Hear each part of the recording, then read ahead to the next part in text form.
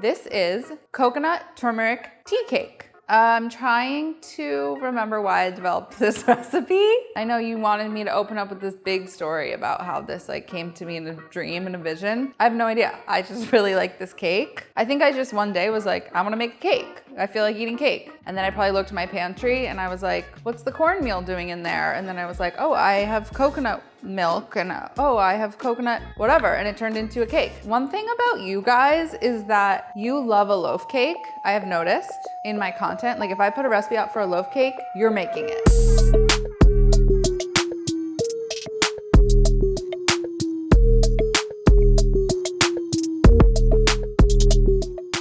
3 layers of coconut flavor in this cake. Coconut oil, unrefined, extra virgin, like the pure shit that smells like coconut. The second, coconut milk. I'm using Harmless Harvest coconut smoothie, which is basically coconut water and coconut meat blended together into this really thick, delicious coconut milk-y substance. And it works as a great sub for coconut milk in any baking. And then coconut flakes. We're gonna use a mix of shreds and flakes for a multi-dimensional textural eating experience, but you could use just one if you only have one. Step 1, mix the dries. So like any cake recipe starts, you gotta mix in some flour. This recipe has cornmeal, which gives it like a really nice texture. So you could also use semolina. Salt, baking powder, turmeric, which gives it a bright yellow hue once it bakes up, which is stunning. And you whisk it together. You guys have all whisked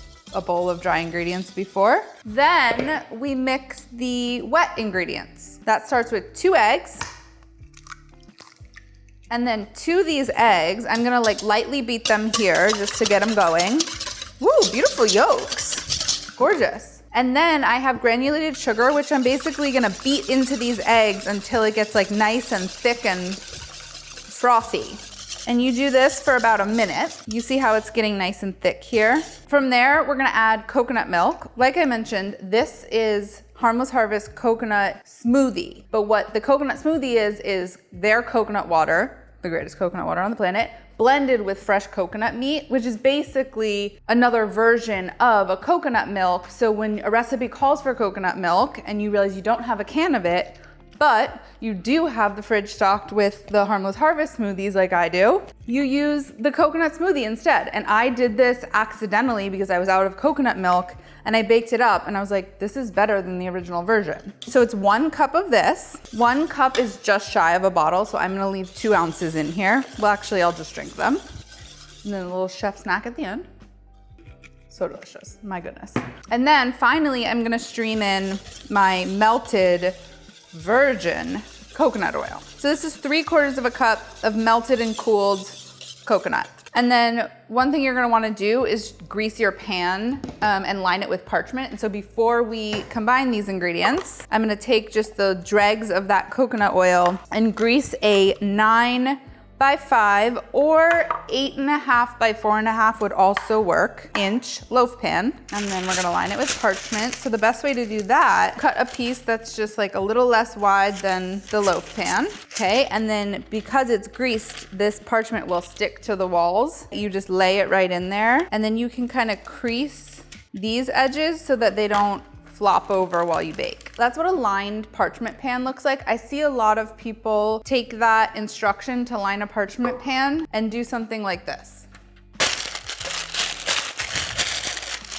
This is so much cleaner, and this turns into a sling, which will allow you to pull the cake out once it's cooled, versus this, which is like this like crumpled, mangled.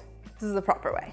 The final step here, again, this couldn't be simpler, it's almost silly, is to pour the wet ingredients into the dry ones and then gently whisk this all together.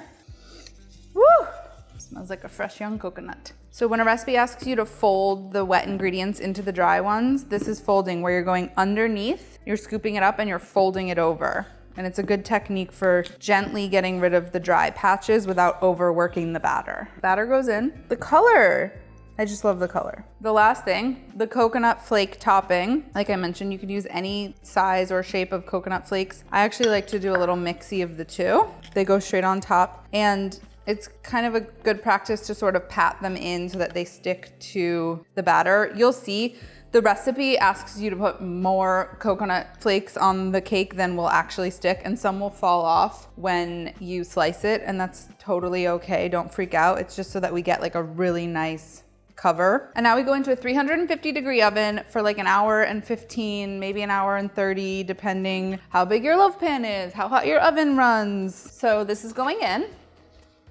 And then magically, out of this oven, my swap, which is the cake that I baked earlier so that we didn't have to sit here for an hour and a half and wait for this to come out. So this is what you're looking for. The coconut is like nice and golden brown. The cake has risen. The way to test a cake for doneness is to poke a toothpick right in the center most and hope and pray that it comes out clean, which it did. There's one little crumb on there, but that looks to me to be a cornmeal node, which is totally fine. It is not wet. So that means the cake is done. We let it cool. Now, take a knife and just release it from the edges in case any of the bits are sticking. This will make your life easier. We're gonna use our sling to lift it straight up and out. Look at that, gorgeous. Oh my gosh, look at the color of it. It's so beautiful. Here's the thing, there's a lot of ways to eat this cake. You can just have a slice and move on with your life, or you could eat it slathered in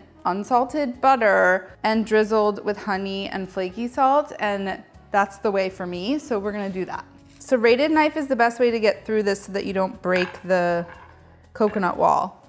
Look at that. It's such a beautiful color. Schmeary poo, honey, some thick ass honey, and then a little flaky salt, of course.